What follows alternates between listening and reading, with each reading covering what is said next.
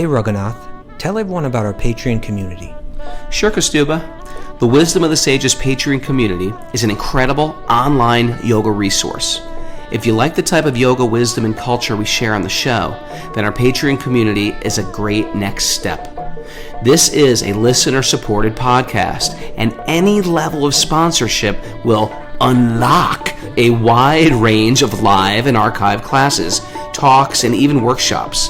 Raghunath teaches, I teach, and we have a host of other excellent teachers on topics ranging from yoga philosophy, asana classes, storytelling, Ayurveda, kirtan, cooking, meditation, and a lot more.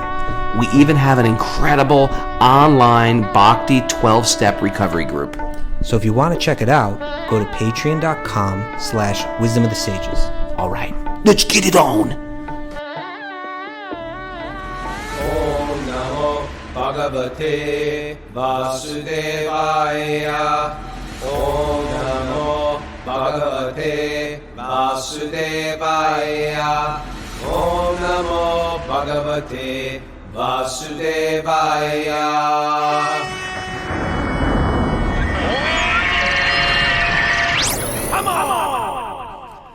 Live from Super Soul Farm, this is Wisdom of the Sages, a daily yoga podcast with your host Raghunath and co-host and senior educator at the Bhakti Center in New York City, Kaustubha Das. Welcome to the show. Welcome to Srimad Bhagavatam. Welcome to Thursday. Good morning, Kaustubha. How are you today? I'm doing okay. Yeah, so we are in the midst of a beautiful week going over avatars of Vishnu. Mm-hmm. You know, sometimes people want it more simple. They come to Bhakti and they hear about, you guys got so many gods. It's like, got to keep it simple. Yeah. You know what? It is pretty simple. We're tiny. God is great. We're part of something bigger. That's how I explain it. We are part of something bigger. That's simple. Okay. But even with something simple, you want to go into, you want to be able to explain refined details of it. A clock is simple. A watch is simple. Tells time. It's pretty simple. That's the time. But if you really want to know how that watch works, you got to take that watch apart. Then there's so many details. And if you're one of those people who really like details, really like philosophy, the Vedic tradition has it all. Talks about, where else can you go? And you find things about spirit, reincarnation, metaphysics, higher astrology, mystical things, all these aliens. It's there. Palmistry, ghosts. Oh, you can find out about all that stuff. It's all there. You're doing great there. How do we? I just want to share that it's all in. We get that. Healing, we get healing modalities. Yeah, we understand that. It's all there, and it's simple, and it's also not simple, depending how much you want to unpack it. The more I unpack it, the more I realize, it's actually very, very detailed. But the main thing we know is to keep the main thing, and that's I am lost in illusion, making silly choices again and again, and I need to get out of illusion, and I need to reconnect. And that is the main thing. And that's what we do here. And that's why the book, the Bhagavatam, which we're studying, this is like the gold standard for not escaping the material world, but using the material world to sort of resurrect our real spiritual self. Using the material world to resurrect a real spiritual self. You think that's a good way to put it? Using it. Yeah, I mean, we're using maybe. Yeah, learning how to operate in it or something. I don't know. I mean, I guess you could express it different ways. We're using it. Okay. Use your talent in the material world. Yeah. To, right? Whatever facilities engage you that have. talent and spirit. Body, mind, words, wealth, home, all of that, right? Using it. Cooking ability. Abilities, skills. Mary uses her cooking ability. Mm-hmm. We just want to, before we jump in, we want to say Kali, Columbia, Wisdom of the Sages Retreat. You're all invited. Okay. But we have limited spaces, so even though you're all invited, you all can't get in. Kali, Columbia, January 19th to the 30th. We're going to have a Wisdom of the Sages party. Now, when I say party, I mean we are going to party hard in another country. But it's a different type of party. It's a Sankirtan party. That means we sing, we dance, we eat, We dance with tropical birds who are also dancing. They have big macaw parrots there. Giant. There's like a 4.5-foot macaw that we're gonna see there. You The can property. ride it. You can ride it. We'll take you around the property, and Mara's not gonna cook, but we have great chefs down there cooking vegan, vegetarian food. And we sing and we chant and we study and we go to waterfalls, and that's what you do. And that's called a party. Not all parties you end up on your front lawn, woken up in the morning covered in God knows what. This is a different type of party. Everything you find in Bhakti is a refined version of the material world. It's joyous, it's connecting, it's with friends. It's what a party is. What do you do at a party? You laugh, you sing, you dance, you eat, but all of that stuff is meant to bring you higher and not drag you down. You walk away from that part and you're like, that was a great party. I feel so wonderful. So we're looking forward. Go to my website, raghunath.yoga, RAGHUNATH.yoga, and click on the Wisdom of the Sages tab, and you can register there or see more questions if you have more questions. And I'm excited for it. I'm excited to hang out with people that I only know from a postage stamp size picture on Facebook. And, I always forget. There are thousands more that listen to the podcast that are not on this Zoom call. But if you'd like to join us on the Zoom call, it's fun because we get to see your little postage stamp face every day. You've got to write Mara, Wisdom of the Sages, 108@gmail.com. So, my dear Kaustubha, we're in. Want to announce where we are so I can? I think we're in text. Thousands of tabs that are open on my computer. Srimad Bhagavatam, Canto 2, Chapter 7, Text 32. Chapter 7. If I'm not mistaken. Yeah. All right. I hit those mantras. All right. So we're going through all these avatars. And you got a mantra or two to chant, right? Yes. Yeah. Narayanam namaskritya naram chaiva narotamam devim saraswatim vyasam tato jayamudiraye. Before reciting the Srimad Bhagavatam, which is our very means of conquest, one should offer respectful obeisances to the Supreme Lord, also known as Narayan, unto Narayan Rishi, the supermost human being, unto Mother Saraswati, the goddess of learning, and to Srila Vyasadeva, the author. Nasta prayeshva badreshu nityam bhagavat sevaya bhagavati uttama shloke bhaktir bhavati naishtaki. By regular attendance in classes in the Bhagavatam and by rendering service to the pure devotee, all that is troublesome to the heart is almost completely destroyed, and loving service to the personality of Godhead, who is praised with transcendental songs, is established as an irrevocable fact. Om Agyanatamarandasya Gyananjana Shalakaya Chakshurun Militam Yena Tasmai Shri Gurave Namaha. So now, we say the word God, oh my God, pray to God. Well, God is multifaceted. In this chapter, it's sort of giving us a little preview of all the various avatars of God. Avatar means it's just like appearing again and again, but taking on different forms, doing different things to attract the minds of us, the dependent jivas. Isn't it interesting? Our culture doesn't even like to call our dependent is sort of like a bad word. Mm-hmm. We're all dependent. What can we do? You just got to face it. There's nothing wrong with it. Yeah. Okay, text 32. When the cowherd men of Vrindavan, under instruction of Krishna, stopped offering sacrifice to the heavenly king, Indra, the whole tract of land known as Braja was threatened with being washed away by constant heavy rains for 7 days. Lord Krishna, out of his causeless mercy, upon the inhabitants of Braj, held up a hill known as Govardhana with only one hand, although he was only 7 years old. What? He held up a hill with a hand. It didn't even mention that it was his left hand and his pinky of his left hand. It missed out on that.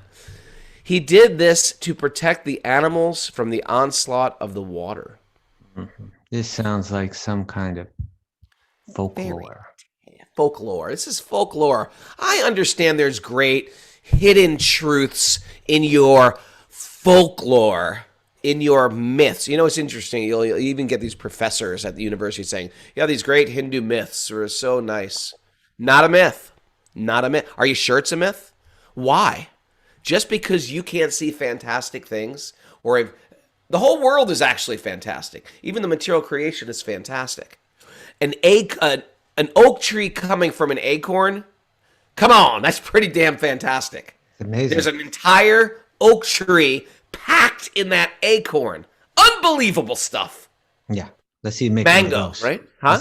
Let's see you make one of those. Make one of those. But it happens, it just happens. Amazing things are happening all around. Amazing things happen, and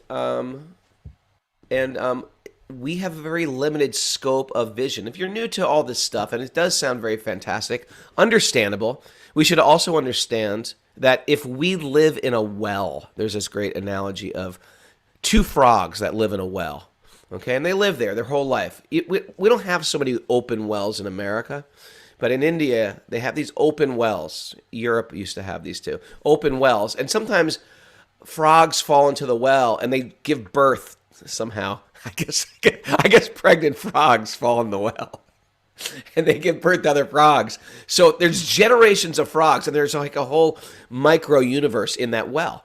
And they live in there and they thrive in there. So you'll see frogs. They have one at the Govardhana Eco Village, that giant well they have. And a frog in there? Millions of frogs, gigantic frogs. You didn't see that well? Oh my God, there's a snake in there. It's kind of like when you first go in off to the right-hand side. Yes. You got to check out that. My kids are at that well all day long. It's like an aquarium. Okay. So anyway, imagine if you're a frog and your parents grew up in that well, their grandparents grew up in the well, and you and your buddy frog are sitting in that well and you're just looking up. Guess what? That's all you know. And then frog number 2 says to the first frog, hey, you're not going to believe this, but I want to get out of this well. Maybe there's something out there. So the frog and the first frog says, there's nothing out there. It's just our well. There's nothing out there. What's out there? We've got everything here. We've got food. We've got friends. There's that mean snake he lives here we got to watch out for. He says, well, I want to check. So he figures out how to hop up that wall. And then all of a sudden he sees, oh my God, there's a lake or an ocean. This was the story. There's an ocean. The Arabian Sea is right there. I cannot believe it. Wait till I tell frog number 1 what I just saw. And he hops back down that well. And he says, you're not going to believe what's outside our well. There is a massive, gigantic well you will never believe.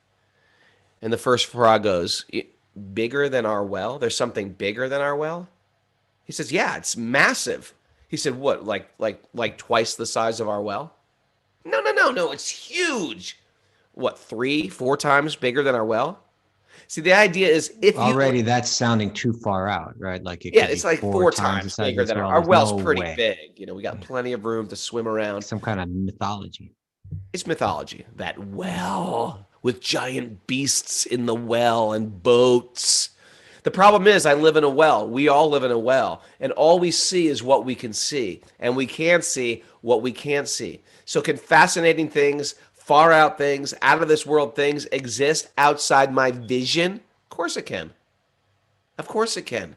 It's happening there's a mouse in my wall. I hear him every morning during Wisdom of the Sages. It's always like, live from Super Soul Farm. There's this mouse. He walks. I wish the mic picks up his sound. But do you think that mouse has any idea what's going on here? He knows the wall. That's his world. He knows this house. He barely knows outside. He knows there's a cat here. He's got to watch out for the cat. All these things are realities. Right? Like the fact I'm taking my kids to school this morning. That's a reality. It's way beyond the cat's conception, or the mouse's conception. So he has a different version of reality.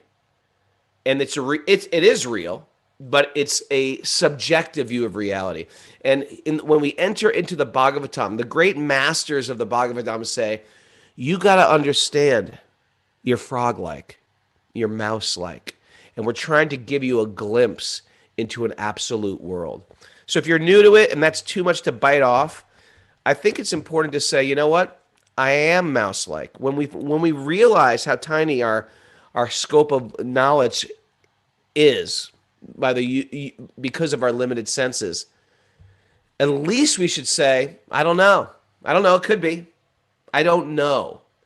We rarely admit, I don't know. We like to think, oh, we got it figured out. We don't. We don't have it figured out. Not by a long shot. We don't know. We can't know. To read a little commentary here.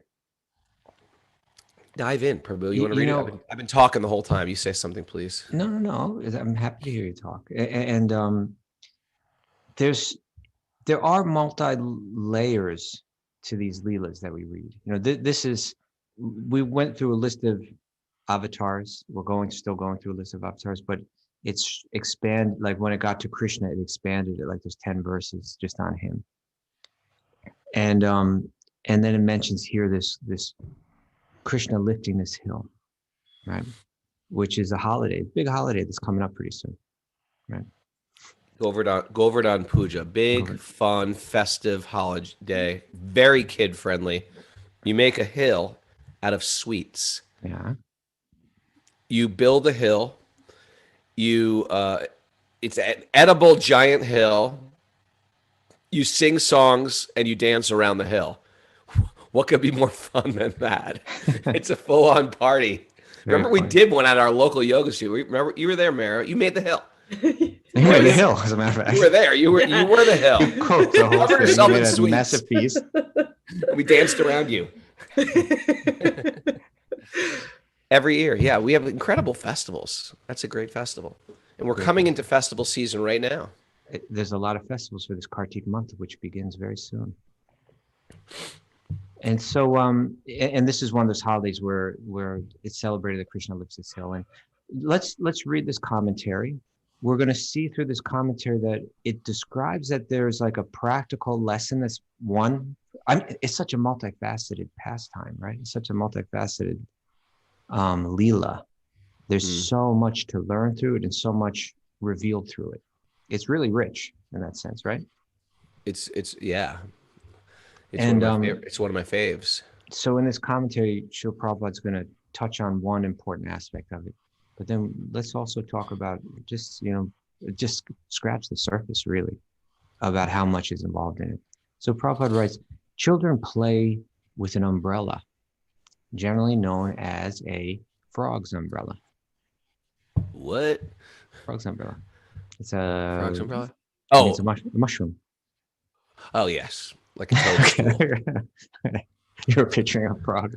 You're picturing that frog from that sings Jiminy Cricket. Cricket. I was singing that one from the Looney Tunes cartoons where he's singing like those songs from like the 20s. Yes. The ragtime kind of songs. I think he's had an umbrella, We grew right? up Or in the cane. same He had a exact. cane. We grew up in this. Me and Kaustubha grew up in the same exact year, same exact culture, same exact TV shows. Yes, I'm sorry. Go on. So frog's umbrella, Prabhupada is referring to a mushroom here. I think some people call it a frog's umbrella. So children play with an umbrella, generally known as a frog's umbrella. So like a child may play with a mushroom.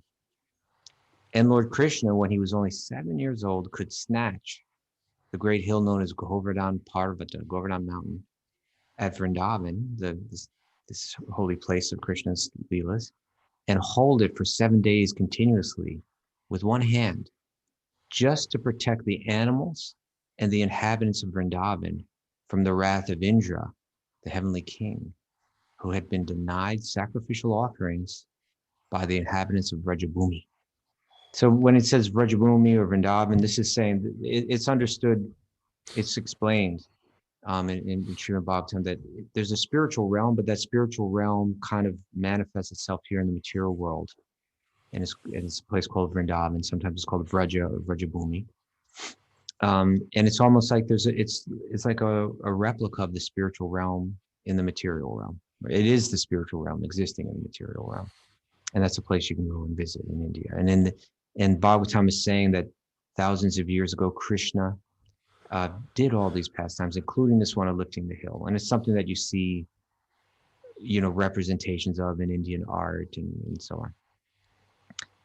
And so the story was that, why don't you tell the story a little bit about, at least up to this point, about how they were going to do this sacrificial offering. Krishna kind of Sure. changed Sure. their minds. So anyway, you see these a lot, different types of pujas or worships. There's paraphernalia, there's a priest, there's offerings, they build a fire.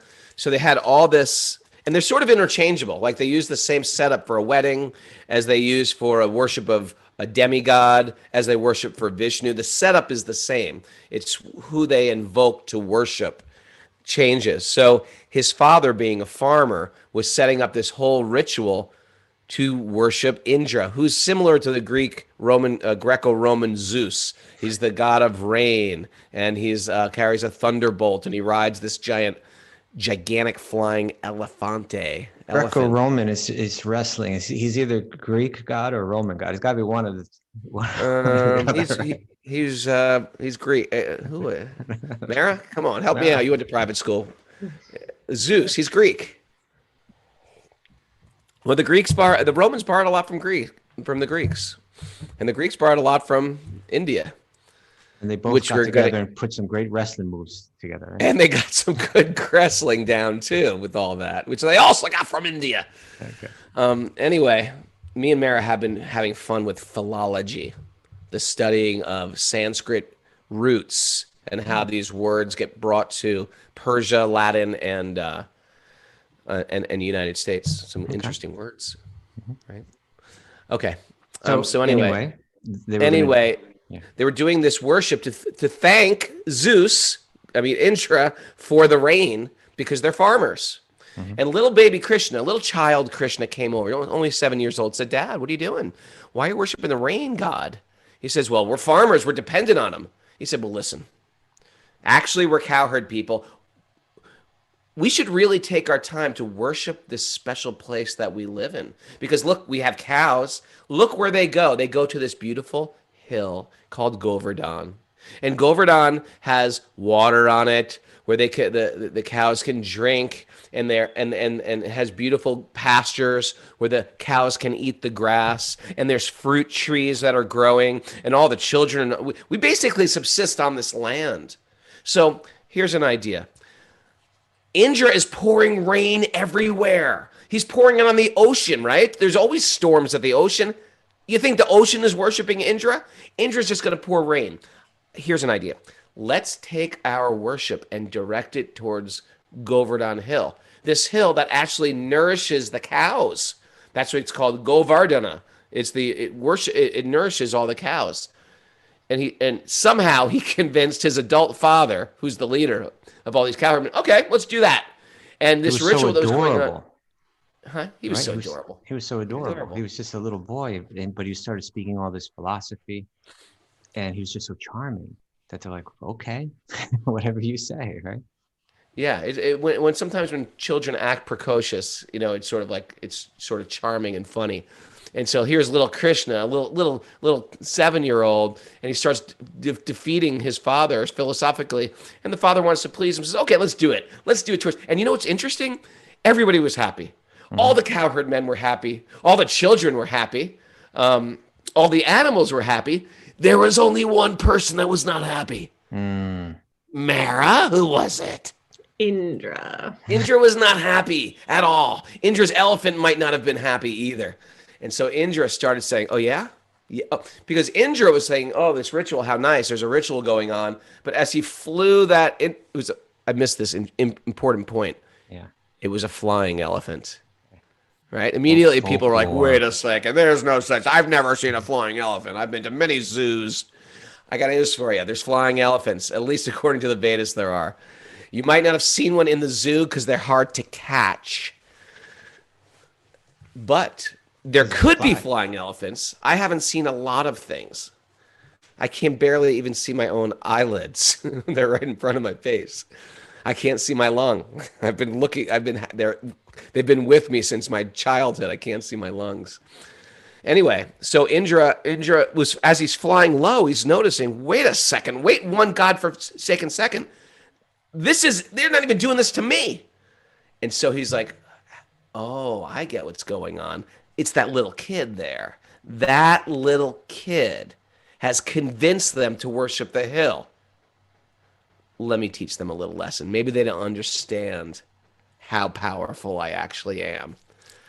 Now, it's interesting because this is the classic, very qualified people, Indra's very qualified people, getting caught up in your own stuff. It's all about how cool you are, how great you are. It's all about me. I have so much power. People aren't appreciating what I do. How dare they? This is a common reoccurring theme in my life as a parent on a regular basis, Kaustubha. How could these kids not appreciate how much I do for them? Don't they understand? What did you do today, Dad? What do you think I did? I drove you to school, then I worked, and I came back, and I picked you up, and I made you food. That's what I did, smart kid. They were just being, what did you do? They were being nice. So Indra is in this same mood. How dare they? I'm going to teach them a lesson. And he started making it rain. Not just little rain, not a sprinkle, not a sun shower. Columns, monsoon rain Torrents. started coming down. Yeah. Torrents.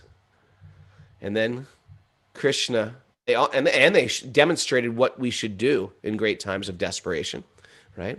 Sometimes we get in times of desperation and we try to mask that pain and cause more pain. We drink, smoke, sex, purchase things to get rid of pain. That's a fun one. Never gets rid of the pain. It just shifts the pain. It takes the pain off one shoulder, put it on the other shoulder. Then we're dealing with the hangover or the addiction or the credit card bills. And what happened was they just started saying, "Oh, Krishna, help us, Krishna. Krishna, only you can help me, Krishna." And Krishna, hearing that, manifesting this whole Lila to evoke that love in the devotees, Krishna comes like a hero that he is. And he's so little and so delicate, yet he lifts that hill like it was nothing. And he lifts it not with two hands, because if you, me, or Mara were going to lift a hill, we'd struggle, we'd make faces, we'd grunt maybe, and we still wouldn't lift it. Krishna lifted it delicately with his left hand and his pinky of his left hand. And therefore, we make this little mudra with our pinky. Everybody on Zoom can make this little mudra. I think I've seen Gopi Lieberman do that when she's dancing. She does that, yes, that's mudra. This is the mudra. Today, if anybody gets you angry or upset, you just go, lift that little pinky up and just wiggle it. Yes. They may get angry with you, confused in some way. Yes.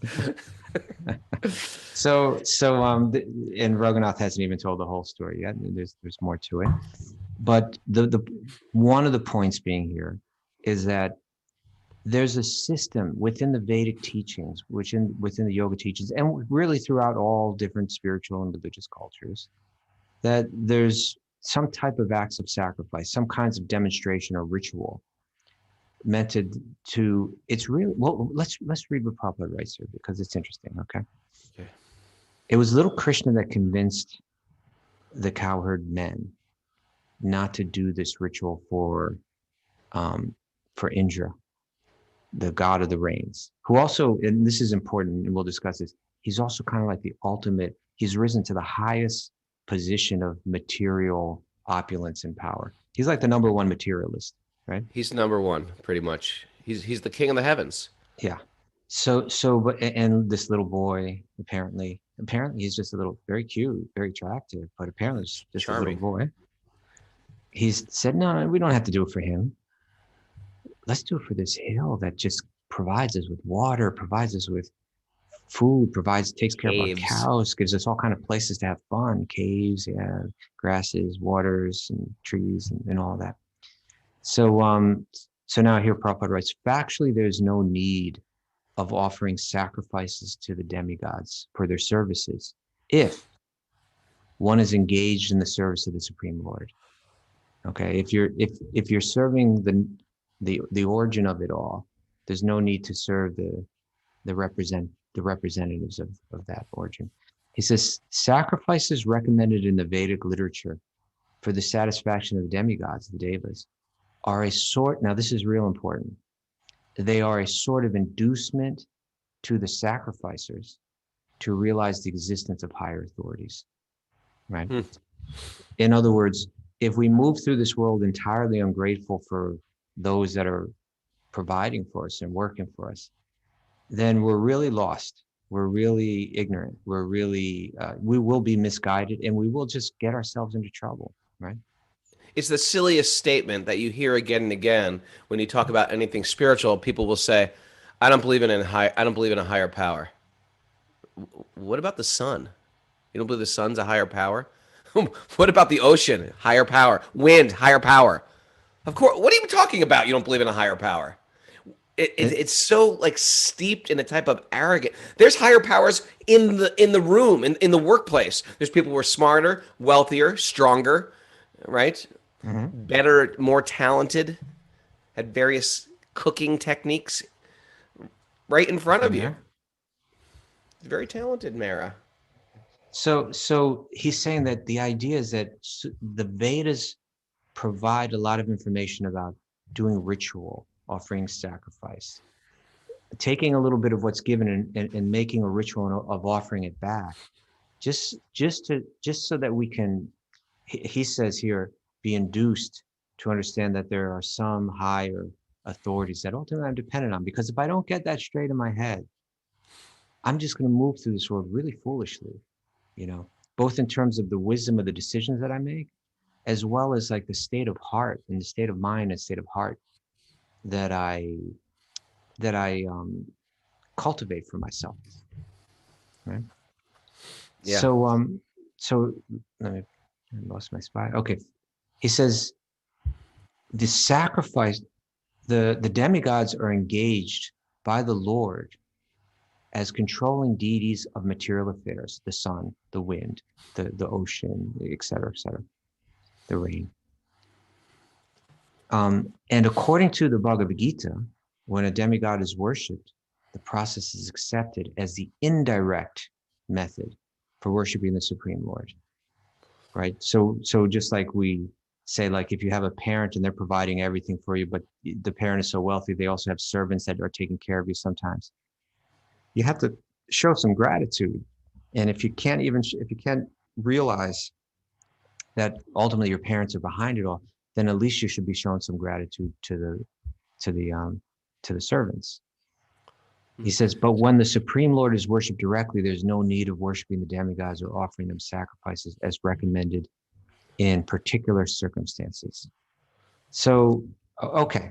It's like it's a pagan thing where the pagan, which has such a bad name in a Judeo-Christian culture, to say pagan to a Christian, sometimes they get very offended, pagan worship.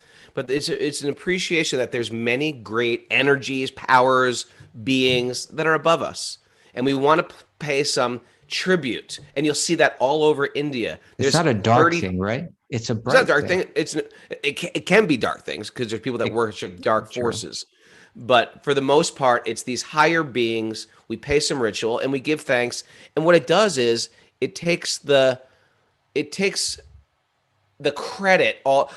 It's not by my great power. It's by the appreciation. I'm making breakfast. Where does that breakfast come from? Well, not only are there farmers, but it's coming from the earth.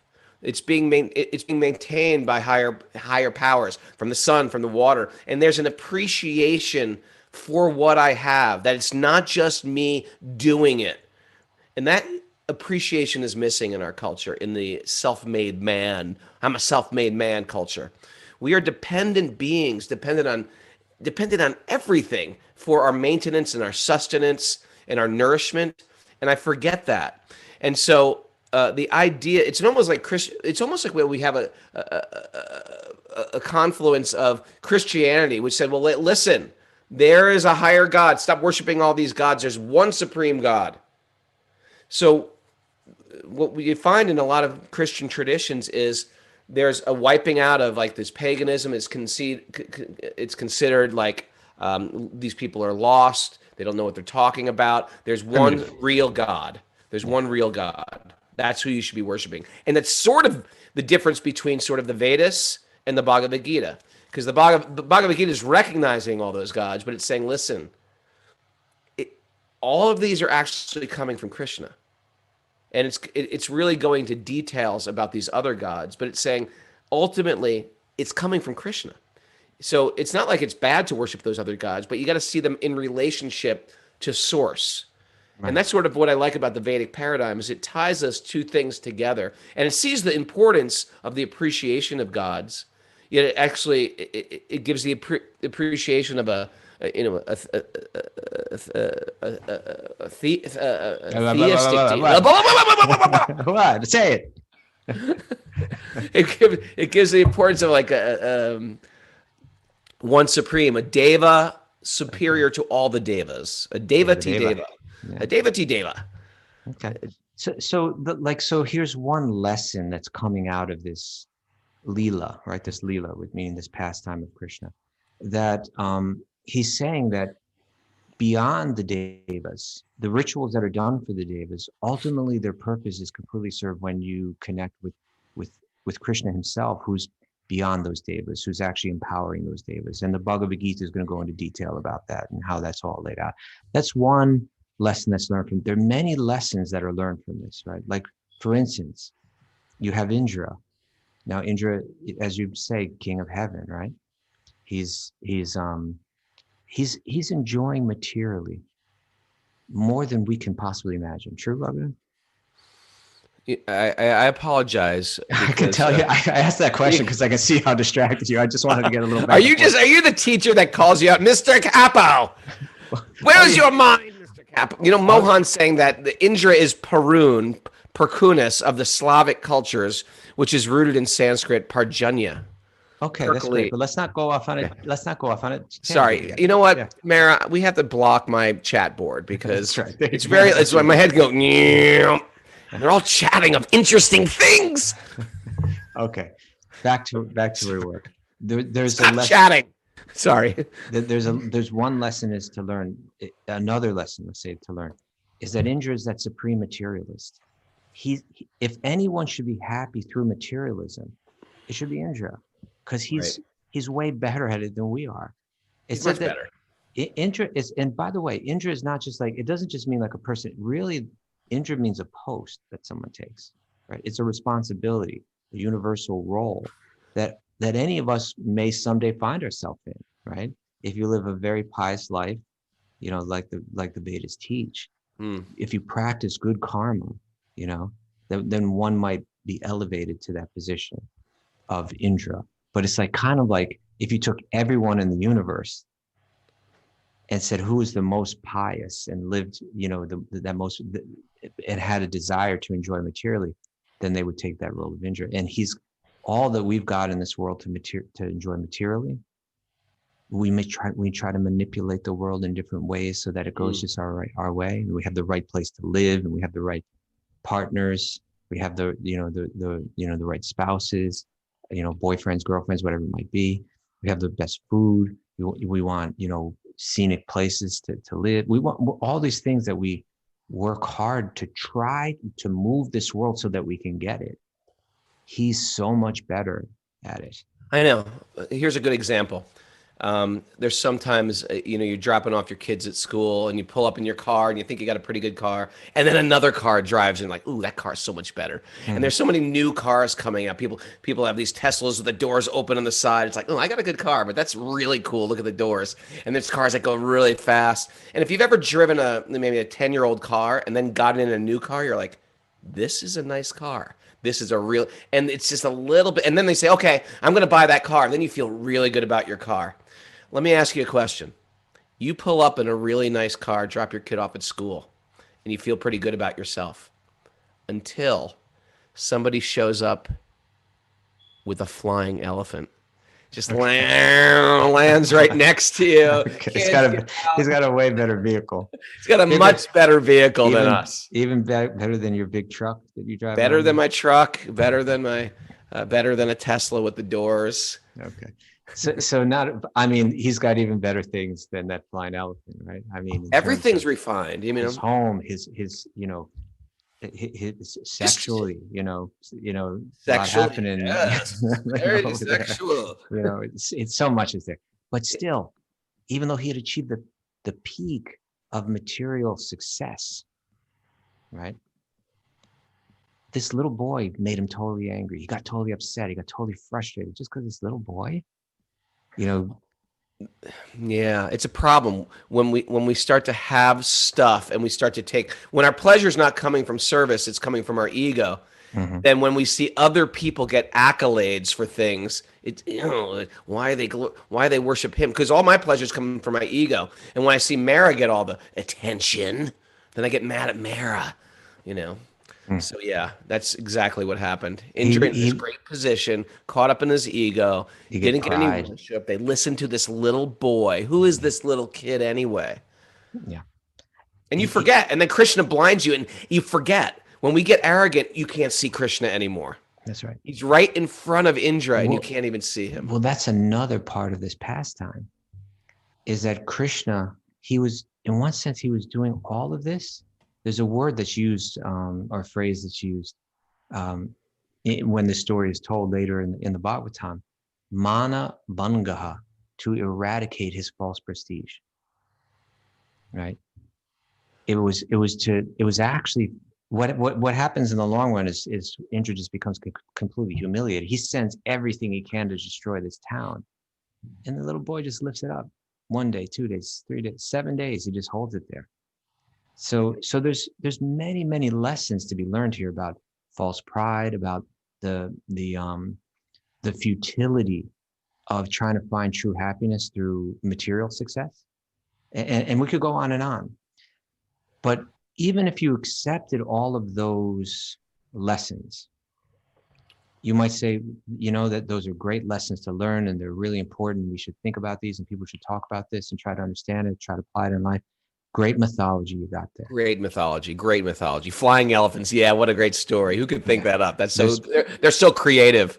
It's So, real, man. okay, well, It's now, slow down. real.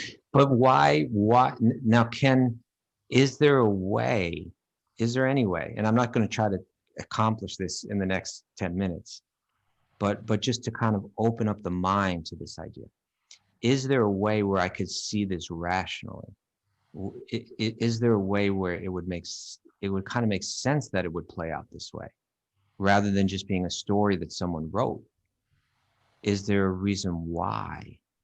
Well, what do you mean? I mean, In other words, if you're going to, if you say that, if logically, through logic, and I believe the arguments are very strong logically, that there has to be some intelligence behind creation, that there has to be some person behind all that the acorn that you mentioned and the development of that tree and all that, the there's sophistication of the personhood technology. in life.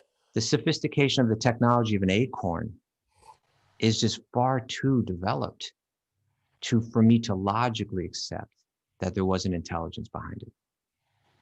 Now, a brilliant scientist might know so much more about that sophistication, but still they might come to the wrong conclusion that it all just happened by chance. And that's why Prabhupada, when he talked about that frog that you were speaking about in the beginning, he called him Dr. Frog. Right. Dr. Frog. Right. See, I didn't make up that frog analogy. That was one of Prabhupada's. And he called him Dr. Frog because Frog. He's very proud. He knows so much in his well. He knows so much. Yeah. So if I might logically conclude that, okay, there's got to be a person behind all of this. So then if there is a person, and that person does have the ability, or you could say the power, right? The ability to create like we can't imagine, the ability, the freedom, to not only create, but to enjoy. Mm. Well, if a person has great power to enjoy, then how do they express it? They express it in all kind of creative, dynamic, beautiful, amazing ways, not in ordinary ways, but in extraordinary ways. If we all had the power, to create and to demonstrate and to care for others and to do these in extraordinary ways, why would we not? Right? We're striving to be extraordinary anyway. So why wouldn't God do it in the most extraordinary ways? And Most extraordinary, yes. And then there's a theological idea that's expressed through the same literature that's going to say that this being who is the origin of it all, who's behind it all, has really one motive and only one motive, and that is love. right? In other words, the one thing that being enjoys is the exchange of love. And so when these things happen in these far out ways, and this is what it all, here's a key, okay? We're going to frame this for everyone and say, here's a key, that when it comes to understanding Krishna's Leelas, these far out stories, there's many layers of reasoning behind them. There's lessons to learn, et cetera, et cetera. But if you go back far enough, really what's truly the most important reasoning behind it is that they're Krishna's way of creating a circumstance in which the exchange of love between God and the soul is increased and intensified and experienced in variety. That's where it all goes, ultimately. That's where it all goes, ultimately, There's right? layers and layers of lessons. Yeah. Here is a person who has everything, including a flying elephant. He has everything. He's the head of everything. He's the ultimate CEO of the universe. And Krishna, God, truth, reality is standing right in front of him, and he can't even see him. Right. He's getting thwarted. And these are like these. But that's the lesson, right? Yeah. Like that's the lesson. But so what I'm saying is, but there's even deeper meaning behind it. Yes. And that is what's going on. The deeper is because what's going on with Krishna and all the residents of Vrindavan. Indra is the person like us. He's the one trying to be materially successful and being frustrated. But right. the residents of Indra is the fly. It's the bigger circle of the fly trying to get out the window.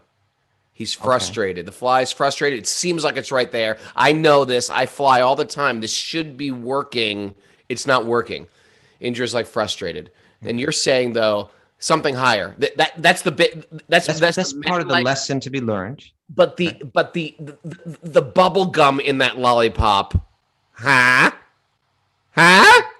Okay. I don't know what you're talking about. Right? I'm just saying, underneath that sweet lesson is something even sweeter. Okay, gotcha, right. The bubble gum hidden. About the blow pop. The Tootsie Pop. That was a Tootsie Roll. The Tootsie Roll, yes. In that gobstopper, right? There's rasa. There's that's what you're going for, right? That's what I'm going for. Rasa. There's a sweet relationship.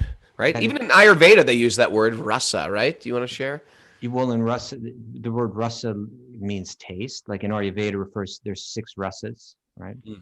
The 6 Mara, name the 6 rasas, Mara. Sweet. You're a chef. You got to know this. That's right. Sweet, sour, astringent. Ooh, good. We're jumping right to the last one. Okay. Bitter. Mm-hmm. 4. Pepper and salty. Yeah. Salty. Good. Yep. And one more. Pungent. There you go. So there's 6 tastes. The word rasa also is often translated as like juice or flavor. But when it comes to like this theology, or even in Sanskrit drama, rasa refers to, sometimes Prabhupada translates as mellow, like the taste of subtle emotions. It's called rasa. I've never ever used the word mellow until I got into bhakti. Well, you used it in a different way, right? Well, you'd use it like, hey, mellow out. Yeah. But what is it? A British mellow? I don't know. I don't know, but we only got 6 minutes left. All right, go on. Okay. Right.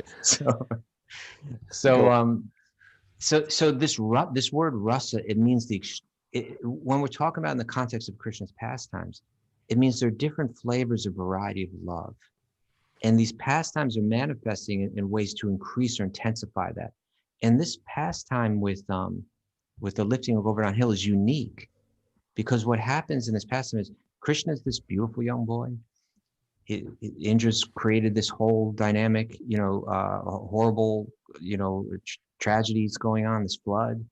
Krishna gives shelter to all the animals, to all the people. They all gather underneath that hill. And, rasa is facilitated by the setting, by the time, by the place, by the various circumstances. Like sometimes, and I share this sometimes, like maybe people that are listening have had some moment in their life where there was like really heavy rain and you're with someone that's special and you have to take shelter somewhere, whether it's under a tree or under a ledge somewhere. That's a Right? good point. Right? I never thought about this. Kaustubha, you are the ultimate churner. Let's You're churn it churning out. all the I'm not good. I'm just a tiny churner. I No, got no, a you're little churning tiny out rod in it. all the nectar. Okay. You are But like Vasuki. You are like Mother Yasoda churning out the butter. I'm not. This is a great point. When it's raining, Yeah. you got to snuggle up with somebody. You're a little bit more intimate. It's uncomfortable out there. You're like huddled together. This is a great point. Therefore, dramatists, right, screenwriters, and so on, they'll often use rain, heavy rain, as an opportunity to create, for rasa to be shared in a film, let's say, right? These, this boy and girl, they kind of had a budding relationship, and then the big rain came, and they got stuck on it, and then their love, was awoken, under that circumstance or something like that.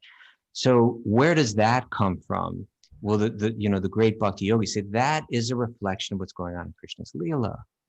That Krishna uses this circumstance of this intense rain to give shelter to all of the residents of Vrindavan. They all get under there together and they relish rasa together. And this particular pastime is unique because all the various rasas, the love of his friends, the love of his parents, the love of his girlfriends, usually they're done separately, but here for 7 days it's like it's all happening together, because even those girls, they can't get away with like just staring at the beautiful form of Krishna when they're around their parents, right? Say, hey, but why are you looking at that boy like that, but because he's lifting that hill, they could just stare at him for like the entire time, right? And the parents, their love is being stirred in a certain way when Krishna, his mother's thinking like, oh my God, what's going on here? This hill's too heavy for him. He's just a little boy. Yeah, he's just a little boy. And his friends are like, hey, we can help, and look at Krishna, he's the best. And hey, we're here to help too. They try to help too. They put their cowherd sticks up to see, we're helping him. But Krishna's doing, and then Krishna for a minute moves his hand and they realize they don't got this at all. But he's their hero as well. He's a hero. And the girls, they're just like, they just have the opportunity to stare at him in amazement and just like, with their tender love of a young girl for a boy is just like, there's just all kind of oceans of things are happening in their hearts as they're watching him do this. And it's all going on at the same time. So they're experiencing rasa, the different varieties of rasa. So the point is that through this Lila, it would be God's way of teaching many lessons. And we're just scratching the surface here of all the lessons that are learned through this. But he's doing it in a remarkable way, in an amazing way, in a way that sounds unbelievable, because it's a way of, in the most dramatic and beautiful way, to stir up this rasa, to intensify it, increase it, because that's what he enjoys.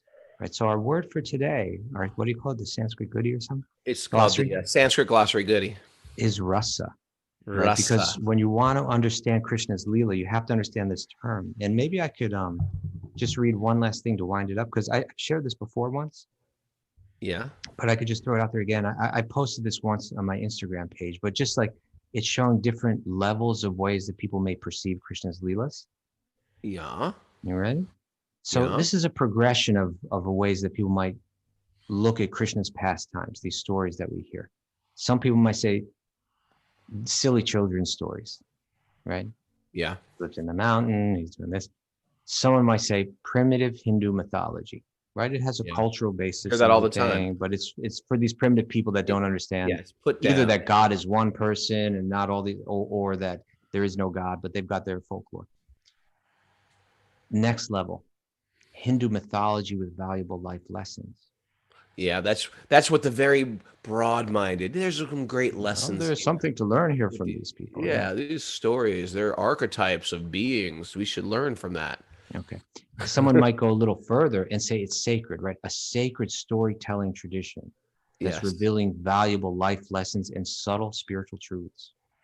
Yeah. Not just Aesop's fables, but something deeper, right?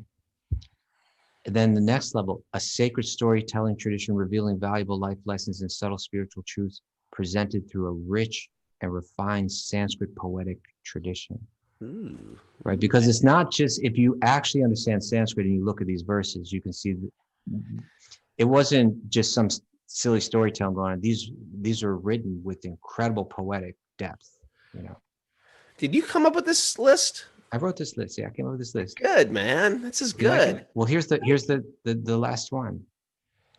A revelation of varieties of divine love, the highest and purest states of consciousness, heightened through divinely choreographed dramas, revealing subtle spiritual truths, presented through a rich and refined Sanskrit poetic tradition, blended with profound information and guidance regarding yoga, theology, self-improvement, government, social science, psychology, personality types, cosmology, etc.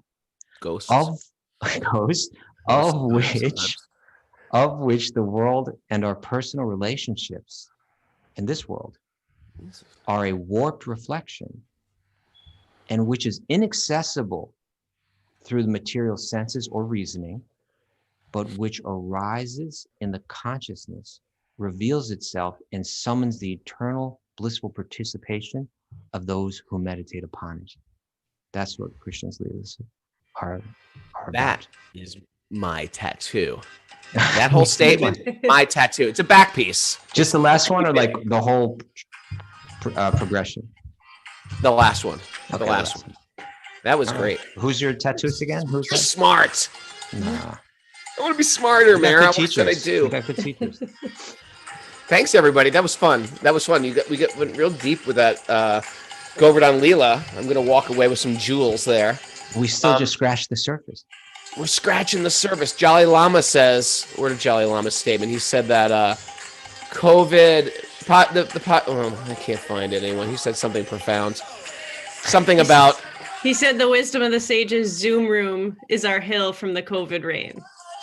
Oh, He's so poetic, Jolly Lama. Dalai Lama. That was a good one. The COVID rain. Thank you. Thanks, everybody. Hey, I want to just make an announcement. I am going to be in Bava Wellness at Damodar and Radha's studio in Tucson, Arizona, November 7th, November 14th, Nashville, Tennessee, November 15th, Louisville, Kentucky, December 4th in Beaver, Pennsylvania, and December 5th in Pittsburgh. I hope to see you guys. Thanks, everybody, for joining us. And what's going on Patreon today, Mara? We have Michelle Berger teaching asana at 10 a.m. Michelle Berger. Bhakti Recovery Group meeting at noon, and Sweet Baby Krishna tonight at 8 p.m. Sweet Baby Krishna. And guess what we're going to do today? What?